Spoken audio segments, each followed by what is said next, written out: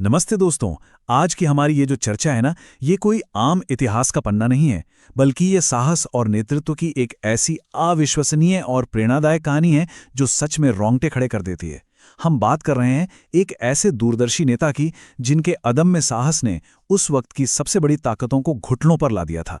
तो चलिए, बिना किसी देरी के सीधे इस अद्भुत सफर में डुबकी लगाते हैं।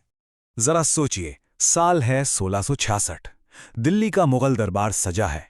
चारों तरफ सैनिकों का एकदम कड़ा पहरा है। लेकिन हथियारों की झंकार के बीच ना एक अजीब सी भारी खामोशी छाई हुई है। मतलब दरबार में मौजूद हर एक इंसान की सांसें अटकी हुई हैं। इतनी भारी सुरक्षा और इतना सन्नाटा। जानते हैं क्यों? ये सब सिर्फ और सिर्फ एक इंसान के इंतजार में था। अब यहाँ एक बहुत बड़ा सवाल उठता है, आखिर वो योद्धा था कौन? वो कौन इंसान था जिसके महज नाम भर से दुनिया के सबसे ताकतवर और क्रूर सम्राटों में से एक औरंगजेब के माथे पर भी पसीना आ जाता था? एक अकेला इंसान जिसने लिटरली पूरे मुगल साम्राज्य की रातों की नींद उड़ा रखी थी।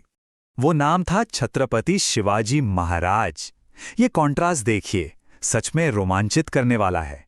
एक तरफ वो विशाल असीमित मुगल साम्राज्य जिसका पूरी दुनिया में डंका बज रहा था, और दूसरी तरफ पहाड़ों से उठा एक राजा। शिवाजी महाराज ने ना ये साबित कर दिया कि बॉस, जब हौसले पहाड़ों जितने ऊंचे हों तो कोई भी साम्राज्य बड़ा नहीं होता। तो खैर, ये सफर शुरू कहाँ से हुआ? 1630 शिवनेरी किले में उनका जन्म हुआ। अब जो बात यहाँ सबसे ज्यादा प्रेरणादायक है वो है उनकी परवरिश। उनकी माता जीजाबाई ने बचपन में ही रामायण और महाभारत की कहानियों के जरिए उन्हें ये सीख दी थी कि चाहे कुछ भी हो जाए, अन्याय के सामने कभी झुकना नहीं है। और इसका असर दुनिया ने बहुत जल्द देखा। जिस 16 साल की उम्र में अक्सर बच्चे खेलकूद में मग्न रहते हैं, उस उम्र में उन्होंने तोरणा किला फतह कर लिया था। बिल्कुल सिर्फ 16 साल की उम्र में। और बस यहीं से मराठा साम्राज्य की एक बेहद मजबूत नींव रखी गई। देखिए, उस समय भारत के हालात वाकई बहुत खराब थे। मुगल साम्राज्य तेजी से फैल रहा था और आम जनता एक अजीब से खौफ में जी रही थी। और इसी खौफ के बीच एक बहुत बड़ा सपना देखा गया, स्वराज्य का सपना।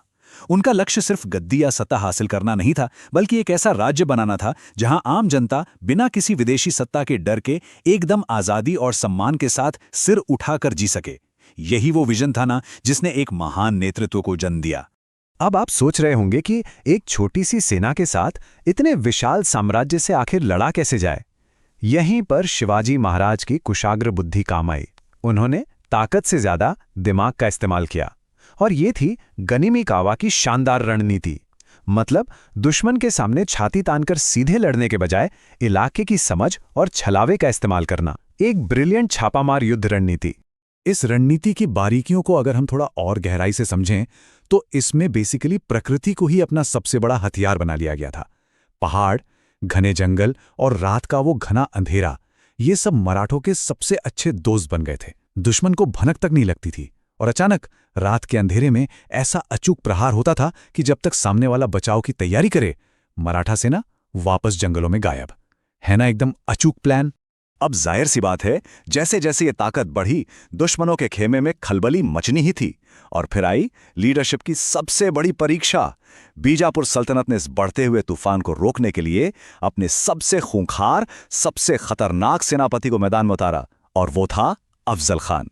ये इंसान कद काठी में बहुत विशाल, बेहद ताकतवर और अपनी क्रूरता के लिए तो पूरे भारत में कुख्यात था। यहीं पर हमें एक बेहतरीन लीडरशिप का सबसे तगड़ा उदाहरण देखने का मिलता है। ध्यान दीजिए, एक तरफ अफजल खान का क्रूर बल था। शिवाजी को उकसाने के लिए उसने मंदिर तोड़े, निर्दोषों के गांव जला दिए। उसकी कोशिश बस यही थी कि शिवाजी गुस्से में आकर खुले मैदान में लड़े, जहां उसकी बड़ी सेना आसानी से जीत सके। लेकिन दूसरी तरफ क्या था? दूसरी तरफ थी शिवाजी महाराज की रणनीतिक शांति। उन्होंने अपना आपा बिल्कुल नहीं खोया। इसके बजाय एक साइकोलॉजिकल खेल खेला गया और युद्ध की जगह एक शांतिपूर्ण मुलाकात का प्रस्ताव भेज दिया गया। और फिर वो ऐतिहासिक दिन आ ही गया। प्रतापगढ़ के घने जंगलों में वो मुलाकात तय हुई। अफजल खान अपनी मूंछों पर ताव देते हुए मन ही मन मुस्कुरा रहा था। उसे लगा कि भाई, जुआ राजा तो डर गया है और आज आसानी से कुचल दिया जाएगा। उसे पूरा यकीन था कि शिवाजी महाराज खुद अपने पैरों पर चलकर एक जाल में आ रहे हैं। लेकिन उसे इस बात का बिल्कुल अंदाजा नहीं था कि उसका सामना आज किससे हो रहा है। जैसे ही अफजल खान ने गले मिलने के बहाने धोखे से शिवाजी को जकड़कर मारने की कोशिश की, पलक झपकते ही पूरा पासा पलट गया। शिवाजी महाराज ने अपने हाथ में छिपाए हुए वाघ नख यानी बाघ के लोहे के पंजों से सीधा वार किया। वो विशालकाय अफजल खान चंद ही पलों में जमीन पर ढेर था। इस एक सिंगल घटना ने पूरे भारत में तहलका मचाकर रख दिया था। आप यकीन मानिए, इस घटना के बाद तो खुद मुगल साम्राज्य भी पूरी तरह से खौफ में आ गया था। औरंगजेब ने बौखलाहट में आकर एक विशाल सेना भेज दी, लेकिन शिवाजी महाराज की रणनीति एकदम अडिग थी। उन्होंने उसी गनीमी कावा का फिर से बेहतरीन इस्तेमाल किया, पहाड़ी दर्रों से अपना बचाव किया, जंगलों का पूरा फायदा उठाया और लगातार रात के हमलों से उस विशाल मुगल सेना को मानसिक और शारीरिक दोनों ही रूपों से पूरी तरह थका कर रख दिया। तो अब हम वापस लौटते हैं उसी 1666 के मुगल दरबार में, जहां से हमने ये कहानी शुरू की थी। शिवाजी महाराज को धोखे से आगरा बुलाया गया, भरे दरबार में उनका अपमान किया गया और फिर एक सख्त पहरे के बीच उन्हें नजरबंद कर दिया गया। मुगलों ने तो जश्न मनाना शुरू कर दिया था। उन्हें लगा कि चलो अब खेल खत्म, शेर आखिरकार पिंजरे में आ ही गया। लेकिन वो कहते हैं ना, सच्चे लीडर्स कभी हार नहीं मानते। भागने की ये जो योजना थी, ये इतिहास की सबसे चतुर घटनाओं में से एक मानी जाती है। उस कड़ी नजरबंदी के बीच मिठाई के उन बड़े बड़े टोकरों का सहारा लिया गया जो गरीबों में बांटे जाने थे। मुगलों के सबसे खास और चुनिंदा पहरेदारों की आंखों में सीधे सीधे धूल झोंक दी गई और बिना कोई सुराग छोड़े वो ऐसे गायब हुए जैसे मानो हवा में ही विलीन हो गए हों। जब तक मुगलों को भनक लगती, तब तक बहुत बहुत देर हो चुकी थी। इस एक घटना ने पूरे मुगल साम्राज्य को दुनिया के सामने बुरी तरह शर्मसार कर दिया था।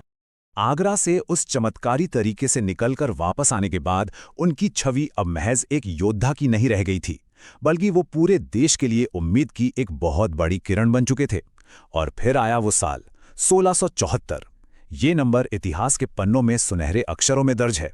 रायगढ़ किले में एक बेहद शानदार राजाभिषेक हुआ और एक बागी योद्धा से अपना सफर तय करते हुए संप्रभु सम्राट छत्रपति शिवाजी महाराज का उदय हुआ। अब देखिए, उनकी महानता सिर्फ युद्ध जीतने तक ही सीमित नहीं थी। एक सच्चे विजनरी लीडर होने का प्रमाण उन्होंने तब दिया जब भविष्य को भांपते हुए उन्होंने भारत की पहली मजबूत नौसेना का निर्माण किया। उन्होंने किलों का एक ऐसा अभेद्य नेटवर्क खड़ा किया जिसे तोड़ना लगभग नामुमकिन था। और सबसे अहम बात, उन्होंने हमेशा किसानों और आम नागरिकों की सुरक्षा को सबसे ऊपर रखा। उन्होंने ऐसे सिस्टम बनाए ताकि हिंदवी स्वराज्य का जो सपना उन्होंने देखा था, वो सिर्फ एक सपना ना रहे, बल्कि जमीन पर एक जीती जागती हकीकत बन जाए। तो ये था वो शानदार सफर, एक छोटे से पहाड़ी राजा से लेकर एक ऐसे क्रांतिकारी साम्राज्य के निर्माण तक का सफर जिसने अपने समय की सबसे शक्तिशाली मुगल लहर को सफलतापूर्वक रोककर दिखा दिया। यह ऐतिहासिक सफर हमें एक बहुत बड़ी सीख देता है कि संसाधनों की कमी कभी भी मजबूत हौसलों को हरा नहीं सकती। अंत में एक ऐसा सवाल है जो सच में हम सबको सोचने पर मजबूर कर देता है। क्या छत्रपति शिवाजी महाराज सिर्फ एक राजा थे, या क्या वो एक ऐसी स्वतंत्र सोच थे, एक ऐसी चिंगारी थी जिसने हमेशा के लिए भारत के इतिहास और उसकी नियति को बदल कर रख दिया? सच तो यह है दोस्तों कि वो सिर्फ एक नाम नहीं थे, वो एक आग थे जो आज भी करोड़ों दिलों में जलती है। आज की इस चर्चा में हमारे साथ जुड़ने के लिए आपका बहुत बहुत धन्यवाद।